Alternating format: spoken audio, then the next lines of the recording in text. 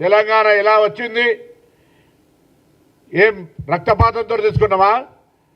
తెలంగాణ మేమే ఆత్మత్యాగాలు చేసి ఆత్మహుతులకు పాల్పడి ప్రజాస్వామికంగా చట్టాల ద్వారా చేసుకున్నామే.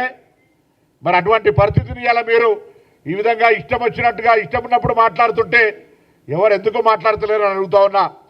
ఇవాళ పెద్ద పెద్ద మాటలు మాట్లాడే తెలంగాణ బీజేపీ అధ్యక్షుడు రామచంద్రరావు గారు అడుగుతా ఉన్నా, ఇప్పటికైనా మీకు తెలంగాణ రక్తం ఉంటే mister Kishan Reddy, mister Bandi Sanjay and 8 MPs Laxman గారితో సహా మేము తెలంగాణ బిడ్డలైతే తెలంగాణ తల్లిని అవమానపరుస్తుంటే, ఏ తల్లికైనా అవమానం జరిగితే ఆ తెలంగాణ తల్లికి అవమానం జరుగుతుంటే చూస్తూ ఊరుకుంటే ఇది మంచిదా అని అడుగుతా ఉన్నాం. ఇవాళ ఇప్పుడు కూడా మాట్లాడకుండా ఉంటే ఇది మీరు తల్లికి ద్రోహం చేసినట్టుగానే భావించాల్సి వస్తోంది.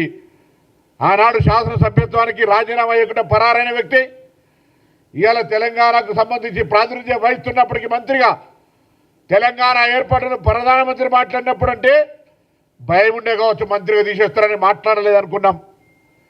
కానీ అమిత్ షా మాట్లాడిన ఇవాళ తెలుగుదేశం పార్టీ ఎంపీ తెలంగాణ ప్రజలను రెచ్చగొట్టే విధంగా ఏదో శాసనసభ తీర్మానం గురించి మాట్లాడుతూ రకరకాలుగా రాజ్యాంగంలో ఆర్టికల్ 3 డాక్టర్ బాబాసాహెబ్ అంబేద్కర్ గారు రచించినటువంటి ఆర్టికల్ గురించి తెలవక అటువంటి అజ్ఞానులు ధనబలంతో మందబలంతో పార్లమెంట్కి వస్తే కనీసం ఆ పార్టీ అనే బుద్ధి నేర్పాలి. ఇలా సౌహృద వాతావరణంలో బతకాల్సిన పరిస్థితుల్లో తెలంగాణ ఏర్పాటు మీద తాపుకొకసారి కారం జల్లుతూ పుండు గెలికే ప్రయత్నం చేస్తూ ఉన్నారు. ఇది ప్రజాస్వామ్యానికి మంచిది కాదు.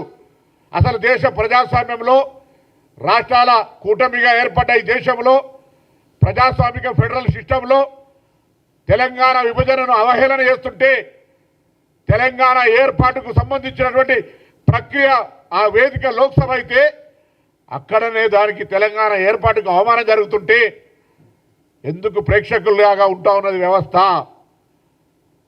ఇలా నేను మళ్ళీ డిమాండ్ చేస్తా ఉన్నా, భారతీయ జనతా పార్టీ అధ్యక్షుడు రామచంద్రరావు గారు, కేంద్రం ప్రాతినిధ్యం వహిస్తున్న ఎంపీలు, లోక్సభ రాజ్యసభ, మీరు ఈ అంశాన్ని తీవ్రంగా తీసుకుంటే నేను తెలంగాణ ఉద్యమకారులందరికీ విజ్ఞప్తి చేస్తా ఉన్నా, ఇది ఏ ఒక్కరికి అవమానకరం కాదు. ఇలా తెలంగాణ ఉద్యమ స్ఫూర్తిగా తెలంగాణ ఉద్యమకారులంగా అనేక సందర్భాల్లో మనం మన హక్కును గుర్తింపును అడుగుతున్నప్పుడు మనను అవమానపరిచి మన ఉద్యమాన్ని, మన ఏర్పాటును, తెలంగాణ విభజన విధానాన్ని అవమానపరిచి మాట్లాడుతున్నటువంటి వాళ్ళ పట్ల మరొక్కడు నోరు విప్పే ధైర్యం చేయకుండా చట్టరీత్యా, ప్రజాస్వామ్య రీత్యా, రాజకీయ రీత్యా అన్ని రకాలుగా వాళ్ళ నోళ్లకు వాళ్ళకు బుద్ధి చెప్పేటువంటి ప్రక్రియ జరగాలని కోరుకుంటా ఉన్నా. ఇది నిజంగా దురదృష్టకరం. ఇటువంటి వ్యాఖ్యలను మాట్లాడేటువంటి పార్టీ ఇంకా తెలంగాణలో నాయకులు తిరగగలుగుతా ఉన్నారంటే కూడా నాకైతే నేను ప్రజాస్వామ్యంలో లా అండ్ ఆర్డర్ బ్రేక్ అవుతుంది కాబట్టి ఆలోచన చేస్తాను. లేకపోతే నిజంగా మీకు ఏమాత్రం కన్న తల్లికి ద్రోహం చేసి తిరుగుతున్నట్టుగానే భావించే పరిస్థితి తప్ప ఇంకొకటి కాదు. నేను ఇప్పటికైనా మరొక్కసారి ఈరోజు ఈ తెలంగాణ ఏర్పాటును ఇండియా పాకిస్తాన్ విభజనతోటి పోల్చినటువంటి ఎంపీని వెంటనే పార్లమెంట్ నుంచి బర్తరఫ్ చేయాలి. ఆయన మాట్లాడినటువంటి మాటలు రికార్డు నుంచి తొలగించాలి. తెలంగాణ నుంచి ప్రాతినిధ్యం వహిస్తున్న భారతీయ జనతా పార్టీ ఎంపీలు ముందుగా చొరవ చూపెట్టి ఈ అంశం మీద స్పందించాలి. లేదంటే తెలంగాణ వ్యాప్తంగా ఉన్నటువంటి నా ఉద్యమకారులు, తెలంగాణ అమరవీరుల కుటుంబాలు, తెలంగాణకు సంబంధించినటువంటి ప్రతి ఒక్కరూ ఈ అంశం మీద స్పందించాల్సిందిగా కోరుతూ నేను ఈరోజు ఓం బిర్లా గారికి లేఖ పంపిస్తా ఉన్నా.